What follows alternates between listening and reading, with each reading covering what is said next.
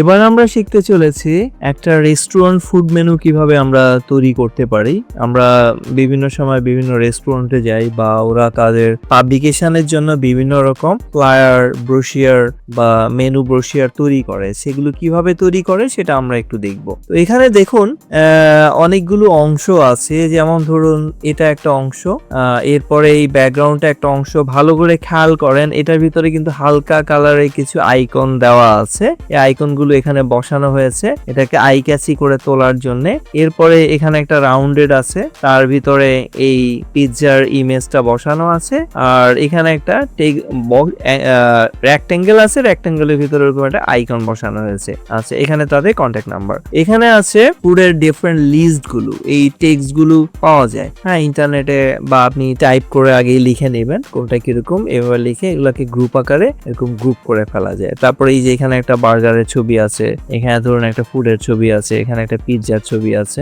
এরপরে এখানে আরো কিছু ইমেজ আছে এবং টেক্সট। এগুলো কিছুই না, টেক্সট এন্ড ইমেজের কম্বিনেশন। বাট আমরা যারা গ্রাফিক্স ডিজাইনার, আমরা মূলত কি করি, আলাদা আলাদা জায়গা থেকে অবজেক্ট গুলো এনে একসাথে ডেকোরেট করি।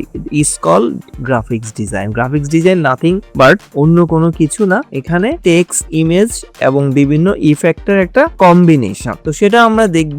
এই ডিজাইনটা করতে গিয়ে আমি কিভাবে করেছি ফার্স্টে আমি দেখাই, কারণ এর এই অংশগুলো আমি আমার প্রিভিয়াস ভিডিওতে কিভাবে টেক্সট অ্যালাইন করতে হয়, কিভাবে এরকম ধরুন গ্রেডিয়েন্ট বক্স তৈরি করতে হয়, হ্যাঁ কিভাবে টেক্সট নিয়ে কাজ করতে হয়, কিভাবে ইমেজ প্রসেস করতে হয়। এই যে ইমেজগুলো দেখছেন এগুলো হচ্ছে, আমি দেখাই, এগুলো হচ্ছে আমরা প্লেস করে নিয়ে এসেছি। এগুলো কিন্তু সরাসরি ইমেজ কপি পেস্ট না। আমরা আগে ইন্টারনেট থেকে ইমেজগুলো নামিয়েছি, নামানোর পরে আপনি যদি ফ্রিপিকে যান বা unsplash.com এ যান বা ধরুন পিন্টারেস্টে যান, ওখানে এরকম ছবিগুলো পাওয়া যায়। হ্যাঁ, এগুলো গুগলের কোনো ছবি, কপিরাইট না। গুগলে যেগুলো পাওয়া যায়, যে ইমেজগুলো, গুগলে আপনি সার্চ দিলে পেয়ে যাবেন। তবে হ্যাঁ, যেমন ফ্রিপিক বা এনভার্টোতে কিছু আছে পেইড। আপনারা যেহেতু লার্নার, আপনারা এখন ফ্রি গুলো দিয়ে আগে শেখেন, পরে যখন কর্পোরেট কাজ করবেন তখন এগুলো পারচেজ করে নেবেন, আর পারচেজ প্রাইসটা অত বেশি না। তো এখানে আমরা কিছু ছবি ইন্টারনেট থেকে নামিয়ে নিয়েছি, আর বাকি কাজগুলো আমরা নিজেরা তৈরি করেছি। Welcome to IT Guru. IT গুরুতে স্বাগতম।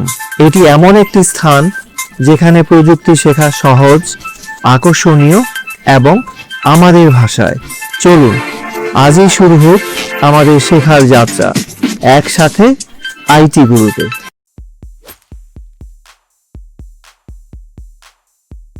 তো আমি আগে এই কাজটা, যেহেতু একটু সময় লেগেছে, ভিডিও তো অত বড় করা যায় না, কাজগুলো আমি আগে থেকে তৈরি করে রেখেছি, আপনাদের জাস্ট অ্যারেঞ্জমেন্টটা দেখাবো। তাহলে এখানে আমি এই সমস্ত কাজগুলো আলাদা আলাদা, যেমন এই যে এই ইমেজটা আলাদা, তারপরে ধরুন এই যে এই লোগোটা, এগুলো ইন্টারনেটে পাওয়া যায় ফুড দিয়ে, বা আপনি চাইলে নিজেও এটা টেক্সট স্টাইলিশ ফন্ট দিয়ে নিজেও তৈরি করতে পারেন। এখানে যে একটু আগে আমরা একটা ভিডিও, এর আগের যে ভিডিওটা আছে সেখানে এরকম হাফ সার্কেল আমরা তৈরি করে দেখেছি। একটা সার্কেল এঁকে জাস্ট অংশ কেটে নেবেন, এরপরে উপর দিয়ে বসিয়ে দিবেন, তার মাঝখানে একটা লেখা আপনি লিখলেন ফুড ইএসটি। আচ্ছা, এরপরে আসছে এখানে একটা সার্কেল। আমি আমার প্রিভিয়াস ভিউতে স্ট্রোক প্যানেল নিয়ে কাজ দেখিয়েছি। সেই স্ট্রোক প্যানেলে এরকম ডটেড লাইন কিভাবে তৈরি করতে হয়, কারো যদি জানা না থাকে বা এই সিরিজগুলো কন্টিনিউ না দেখে থাকেন, তাহলে ওই অংশটা আপনারা দেখে নিতে পারেন। তো এখানে প্রায় আজকে আমার যে ভিডিওটা আমি রেকর্ড করছি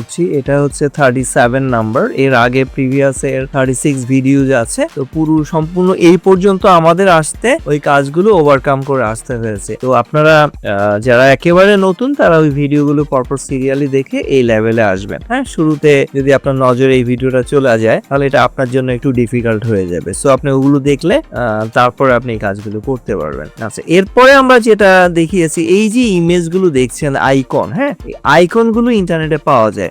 আমি দেখিয়ে দেই। এই যে ধরুন, এই যে আপনি গুগলে গিয়ে সার্চ দিবেন, এখানে লিখবেন রেস্টুরেন্ট আইকন পেজ, এরকম 600 আইকনের পেজ পেয়ে যাবেন। আপনার পছন্দ মতো যে কোনো একটা আপনি আপনার মেশিনে সেভ করে নেবেন। সেভ করার পর এগুলোর পিছনে কিন্তু ব্যাকগ্রাউন্ডস আছে। আমার এখানে যেটা আমি করেছি, এখানে কিন্তু আমি ব্যাকগ্রাউন্ডটা ফেলে দিয়েছি। এটার জন্য কিছু ফ্রি সফটওয়্যার আছে, এআই করে দেয়। যেমন এখানে বিজি রিমুভার, আপনি এখানে বিজি রিমুভার দিয়ে সার্চ দিলে এই পেজটা আসবে। ওকে, এই পেজটা আসার পরে আপনি কিভাবে কাজ করবেন, আমি এটার ব্যাকে চলে যাই, আমি দেখাই কিভাবে আমি এটা কাজ করেছি। এই যে বিজি রিমুভ লিখেছি, তারপরে এখানে আমি জাস্ট জয়েন করেছি। জয়েন করার পর আপলোড ইমেজ, আপনার যেখানে ইমেজ থাকবে আপনি সেখান থেকে, যেমন আমি ইমেজটা নামিয়ে নিয়েছি, এখান থেকে আমি ইমেজটা আপলোড করে দিয়েছি। আপলোড করার পর ও ব্যাকগ্রাউন্ড রিমুভ করা শুরু করে।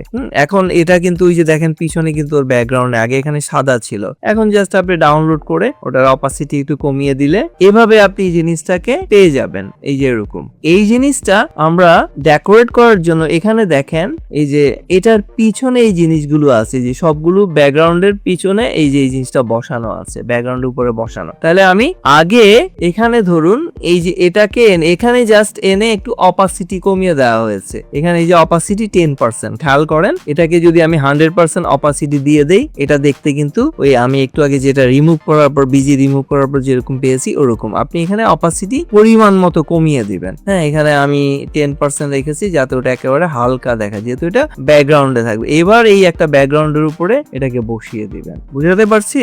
আচ্ছা, তো এইসব ছোটখাটো কাজের মাধ্যমে কিন্তু একটা জিনিস সুন্দর করে ফুটিয়ে তোলা হয়। তারপরে আমরা এখানে খেয়াল করেন আমরা যখন এইসব ডিজাইন গুলো বানাই, আমরা অন্য একটা ডিজাইনকে ক্লোন করি, ফার্স্টে ক্লোন করে শেখার চেষ্টা করি, পরে একটু এদিক ওদিক পরিবর্তন করে আমরা নিজেদের মতো করে সাজিয়ে নিই যাতে হুবহু কপি না থাকে। হয়তো ওই ডিজাইনটা এইভাবে ইমেজগুলো সাজানো ছিল না, অন্যভাবে ছিল। তো এখানে আমি ফার্স্টে এই জিনিসটা বসিয়ে নিব, এই যে এটার উপরে এইভাবে বসিয়ে নিব। তারপরে আমরা কি করব, এই যে সার্কেলটা আছে এই সার্কেলটা এখানে বসাবো একটু গ্যাপ দিয়ে। তারপর এর ভিতরে আমি এই পিৎজার এটা বসিয়ে দিব মাঝ বরাবর, যাতে ওর দিকে মনে হয় বাইরে থেকে দেখতে। তো এরপরে আমি কি করব, এই যে লেখাটা আছে এই লেখাটা এনে এখানে বসিয়ে দিব। তাহলে আমার প্রথম পেজের কাজ শেষ। এটা একটু উপরে দেই, আর ওই এবার আমি এটাকে একটু জুম করি, যেমন এই অংশটা, এই যে বাইরের অংশটাকে আমি একটু উপরে নেই, এটাকে আগে সরাই, এটাকে একটু উপরে নিই, এই যে এরকম রাখি, দেন এটাকে আমরা বসিয়ে দেব। তাহলে আমার নিচেরটা এরকম, এটাকে চাইলে আমি একটু ছোট করেও দিতে পারি যাতে এটা অ্যাডজাস্ট হয়। তাহলে আমার আমাদের ফার্স্ট পেজের কাজটা শেষ হলো। এবার সেকেন্ড পেজেও সেম একই জিনিস, আপনি ওটাকে একবারে একটা করে কপি করে নেবেন, কপি করে ডুপ্লিকেট, এই অংশটা আমরা ডুপ্লিকেট করে দিয়েছি। দেন এখানে এটা বসালাম, বসানোর পরে আমি ধরুন এই যে লেখাটা, হ্যাঁ এ ধরুন এটা আলাদা আলাদা, মানে টেক্সট লেখা হয়েছে দুইটা আলাদা আলাদা, এটাকে আমরা করেছি রাইট অ্যালাইনে, এটা যেহেতু নাম্বার গুলো রাইট অ্যালাইনে থাকে। এই পুরোটাকে ধরুন আমি একটা জায়গায় এনে বসিয়ে দিব। এরপরে এর উপরে আমরা খেয়াল করেন এই জিনিসটা কিভাবে তৈরি করেছি। এই যে এটা করার জন্য ফার্স্টে একটা বক্স তৈরি করে এখানে কিছু অংশ কেটে নেওয়া হয়েছে। ডিরেক্ট সিলেকশন টুলস এর মাধ্যমে আমরা একটা বক্সের অনেক অংশ কেটে নিতে পারি, অথবা আমরা চাইলে স্ট্রোক লাইন দিয়েও একটা বসিয়ে এবার একটা বক্স তৈরি করতে পারি। এরপরে বক্সের দুপাশে এই জিনিসগুলো, এই যে এটা কিন্তু দুটো আলাদা আলাদা সার্কেল আমি গ্রুপ করে নিয়েছি, এই যে এই দুটো কিন্তু আলাদা সার্কেল, একটা সার্কেল কপি করে এখানে এনেছি।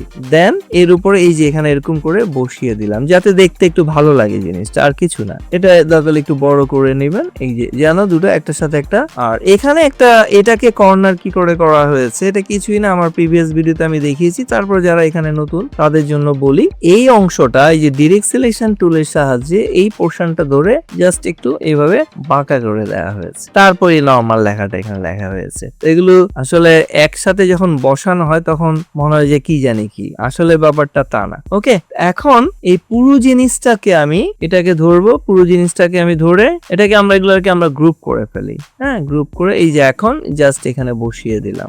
তাহলে একে আমি একটু বড় করে নিব, আমার লেখার পরিমাণ যতটুকু আছে এভাবে এটা বড় করে নিব। তাহলে জিনিসটা আমার একটা অংশ সাজানো হয়ে গেল।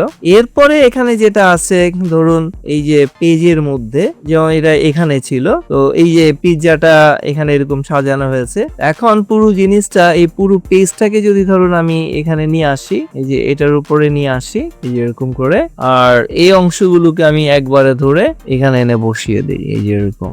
এটাকে এই পাশে সরিয়ে দিলাম, এগুলোকে একটু এই বক্সটাকে এখানে অ্যালাইন করে দিব। তারপর যে ভিতরের গুলো যে এখানে এরকম বসিয়ে নিব, এই ভিতরটা এভাবে এরকম বসিয়ে নিব, সিমিলার অ্যালাইনে থাকে। আমরা গাইড গুলোকে ফলো করব, এরা আমাদের অ্যালাইন করতে হেল্প করে। তারপরে এই জিনিসটা আমরা এই যে এখানে বসিয়ে দিব। হ্যাঁ, তো আমি পার্ট অংশ করে, যেমন এটা ধরুন আপনি এটা গ্রুপ করা, এগুলোকে যদি আমি আনগ্রুপ করে ফেলি, আনগ্রুপ অল, এগুলো কিন্তু প্রত্যেকটা আলাদা আলাদা। তো এই যে এগুলো আগের মতো ধরুন এটাকে সরিয়ে নেই, এই যে এই দুটাকে আপনি ধরে এই যে পাশাপাশি এখানে বসিয়ে দিয়েছেন। ওকে, আর এই ছবিটাকে ধরুন আপনি যে এরকম রেখেছেন, এটাও ঠিক একইভাবে একটা ছবির সাথে এখানে ওই যে আগের উপরে টেক্সট বক্সের মতো বসিয়ে লেখাটা লিখে দেওয়া হয়েছে। এই দুইটাকে লিখে আমরা এভাবে বসি। এগুলো সবগুলো আমরা কি করি, আলাদা আলাদা আগে ডিজাইন করি, ডিজাইন করে এরপর একটা জায়গায় আমরা কম্বাইন করি। ঠিক একইভাবে সিমিলার জিনিসটা করা হয়েছে। আশা করি আপনাদের বুঝতে অসুবিধা হবে না। তো যারা এই ক্লাসগুলো করতে অসুবিধা হচ্ছে তারা আমার প্রিভিয়াস ভিডিওগুলো দেখলে আশা করি আপনাদের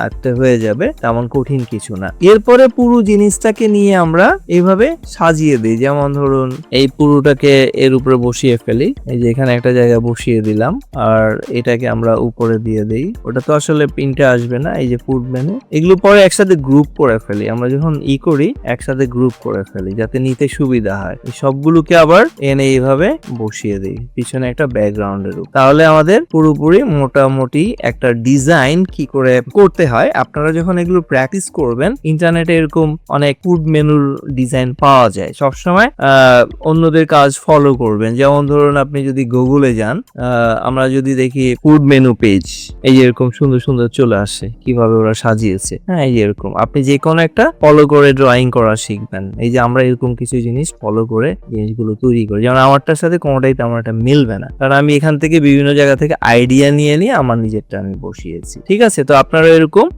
আইডিয়া নেবেন। হ্যাঁ, নেট থেকে আইডিয়া নেবেন কিভাবে অন্যরা বসিয়েছে, বসিয়ে নিজেরটার মতো সুন্দর করে, ধরেন আপনি এইভাবে দিয়েছে, আপনি এটার উপর অংশটা দিয়ে এটা উপরে অন্যভাবে একটা ডিজাইন করেন, বা কালারটা চেঞ্জ করেন, বা ছবিটা চেঞ্জ করেন। হ্যাঁ, এই প্যাটার্ন ডিজাইনটা চেঞ্জ করেন, একটু একটু করে কাস্টমাইজ করবেন। কাস্টমাইজ করতে করতে একদিন দেখবেন নিজেরা প্রফেশনাল ডিজাইনার হয়ে যাবেন। তো খুব দ্রুত যদি আপনি ভালো ডিজাইনার হতে চান, সবসময় শুরুতে অন্যের ডিজাইনকে ক্লোন করবেন। অন্য একজনের একটা ডিজাইন নামাবেন যেটা আপনার কাছে মনে হয় যে আপনি পারবেন, যে অংশগুলো আমরা শিখিয়েছি, দেন ওখান থেকে দেখে একটু একটু করে আপনি ডিজাইনটা তৈরি করার চেষ্টা করবেন। আর হতাশ হওয়ার কোনো কারণ নাই।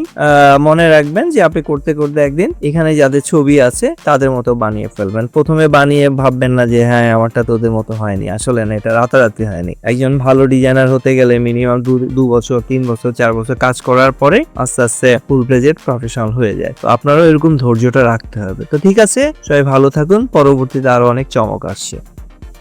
শিখতে ভালো লেগেছে? তাহলে একটা লাইক দিন। আপনার একটি লাইক আরো অনেককে সাহায্য করতে পারে। আপনার মতামত, প্রশ্ন বা নিজের টিপস থাকলে কমেন্টে জানাতে ভুলবেন না। আপনার কথা শুনতে আমার ভালো লাগে। যদি আপনি বিশ্বাস করেন যে শেখা মানেই ক্ষমতায়ন, তাহলে সাবস্ক্রাইব করুন এবং বেল আইকনটি অন করে নিন। চলুন এমন একটা ভবিষ্যৎ গড়ি যেখানে প্রযুক্তি সবার জন্য শেখার সুযোগ তৈরি করে। ভিডিওটি শেয়ার করুন এমন কারোর সাথে যে শিখতে চায়। চলুন একসাথে এগিয়ে যাই।